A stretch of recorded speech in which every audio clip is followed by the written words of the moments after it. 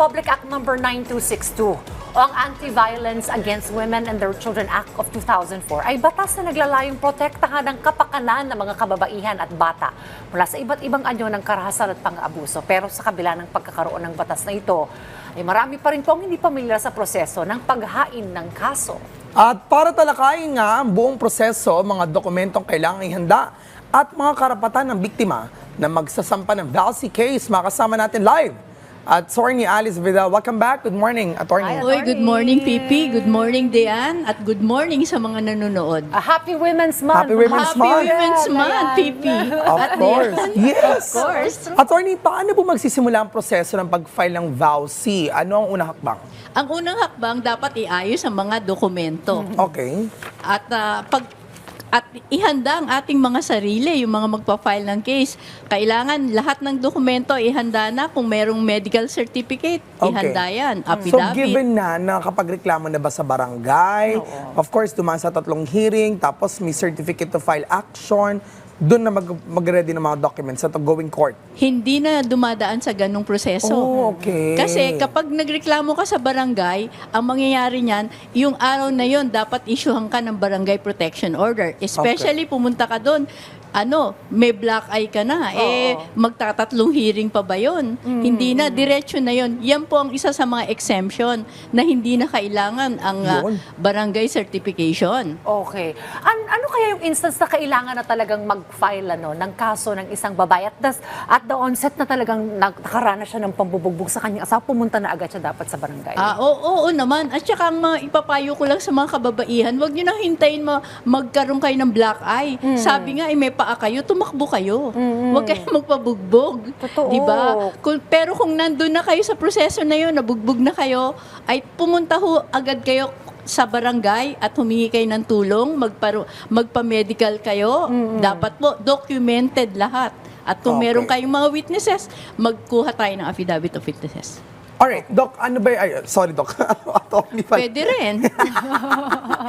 Attorney, ano po ba ang pagkakaiba ng Barangay Protection Order o BPO, tapos Temporary Protection Order, TPO, at Permanent Protection Order? Yung barangay protection order, ini-issue yan ng punong barangay at ng kagawad. Okay. Kung wala ang punong barangay. Yan po, 30 days lang yan. Parang preliminary, pagkatapos takbo ka, pero dapat mag-file ka rin po sa korte ng temporary protection order, yun 30 days naman. 15 days sa barangay, 30 days yung temporary protection order. At magkakaroon po kayo ng permanent protection order. Later, may hearing na yun. Ito po ay petition sa Regional Trial Court. Hindi po pwede yan na barangay lamang.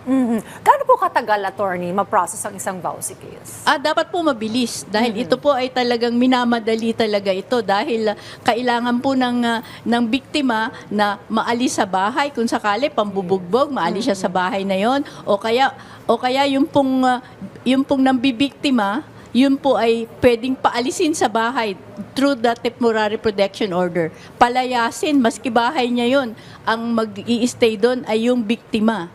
Ayun. Through the protection order. Okay, ano po yung mga karapatan ng proteksyon na pwedeng makuha na isang biktima while ongoing ang process ng kaso? Hindi siya pwedeng lapitan, kausapin, Okay. hindi bigyan siya ng suporta o kaya yung custody ng anak ay mapunta sa kanya at maaari din po siyang pwede rin po siyang humingi ng mga sasakyan, yan. Kahit na po hindi kanyang pangalan yung sasakyan, pwede niyang kunin at gamitin sa kanya at ibigay sa kanya ng korte sa loob ng protection order. Okay. Attorney, ano naman po yung mga common challenges na experience sa mga kababaihan na nagpa-file po ng ganitong mga kaso? Ang common challenges usually kung walang pera, lalo na kung may economic abuse, di wala po siyang pambayad. Pero yan po ay sagot po ng PAW yan. Libre na po yan kapag sila ay nag-file. At usually, wala pong filing fee kung wala silang pambayad. Okay. Ito po ba yung nag-a-apply basta kasama sa bahay or sino man bumugbog sa'yo? Paano po Hindi, ang grounds dapat ito? dapat po yung former partner mo lang. Ito'y nag-a-apply lamang sa isang asawa, dating asawa o naanakan ka. Kailangan po may dating or live-in relationship. Hindi po pwede yung kapitbahay nyo na papailan mo ng VAUSI. Okay. Kailangan Ibang po kaso na yun in case. ibang kaso na yun. Kung sexual harassment, Safe Spaces Act, depende. O kaya Okay. under the revised penal code, kung binugbog ka, serious physical injuries, yun. Direct assault. Pero kung talagang ito pong VAUSI nag-a-apply lamang sa meron kayong former dating or living-in relationship o may anak kayo. Okay. Paano po kung takot po mag-file yung biktima? Pwede bang others may file for her? Yes, ito po ang isa sa mga bagay na pwedeng mag-file ang DSWD, pwedeng mag-file ang ascendants, ama, ina, o descendant, anak mo, yung nakakakita, kahit sino, dalawang Any tao. witness. Okay. Pwede po, ito po ay public crime. Hindi kahit na sino pwedeng mag-file. Kaya nga itong batas na to ay delikado talaga sa mga kalalakihan. Kasi talagang kahit sino pwedeng mag-file nito. At lalo na yung nang aabuso. Okay, so for instance, we're seeing posts online, videos, na kung saan talaga nakikitang harap-harap binubugbog. Recorded pa yung pangbubugbog ng babae. Yan. So paano, of course, merong mga taong sisimpatya sa kanya, tutulong sa kanya para sampahan ng kaso, nagsampa ng kaso, biglang umatras, biglang umurong. Pwede yun. Pwede ring Okay. urungan. Yun nga ang challenges dito sa kasong to eh. Madalas pinapatawad eh. Kapag nakisama ka uli, wala na yun. Wala na yung nakaraang kaso. Sa susunod na yun. At halimbawa, may naging kabit, paulit-ulit. Pinatawad mo, nakisama ka. Ibig sabihin, wala na yun. Hindi. Pero 20 years naman yung mga expiration or may 20 years para mag-file ka ng case. Okay. Okay. Alright. Doon naman sa barangay level, I wonder, pinag-uusap ba yung abuser at saka yung biktima? Kasi with that instance, baka may intimidation na mangyari doon sa biktima. Ano po ba ang Wala, scenario? maski na sa court, diyan walang hindi to kasama sa mediation. Okay. Hindi to pinapag-usap talaga. Ito yung mga kasong hindi sila pinapagharap at pinapagkasundo. Okay. Kung gusto niyo magkasundo sa inyo pero wala pong mediation ito.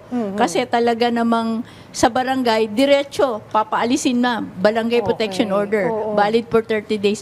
Kumbaga, papaalisin yung lalaki. Meron akong kaso, pinaalis namin, umalis sa bahay, wala siyang dala. Hindi na siya makakabalik. Ayun. Oo, okay. Oo. Protected yung victim. Attorney, what specific worst case ang iyong na-handle with VAUSI na pwedeng ma-relate ito ng ating mga ka-RSP? Meron tayong na-handle na VAUSI pero talaga namang bugbog sarado for foreigner eh. Kasi usually yung mga babae nagtitiis kapag ka foreigner. Wag po kayong matakot pag foreigner yung yung asawa nyo, yung mga AFAM. Madali pong paalisin yan dito. Talagang yung minsan, binubugbog pag hindi nagustuhan yung pagkain, tinatapon sa muka, yung pagkain, nagbabasag.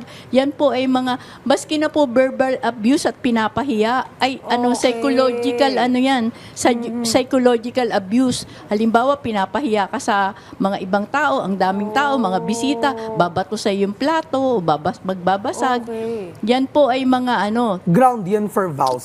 Yes, Ayun. psychological abuse yan. Okay. Yung May economic abuse din. economic abuse, yung hindi ka binibigyan ng suporta o ayaw kang pagtrabahuhin ng asawa mo. Okay. Kinukulong ka, wag ka magtrabaho. Ako magtatrabaho, dito ka lang. Economic abuse yan, pwede rin po. Ayun. Okay, so importante talagang alam yung mga karapatan ng mga kababaihan so that you know when to file a VAUSI case.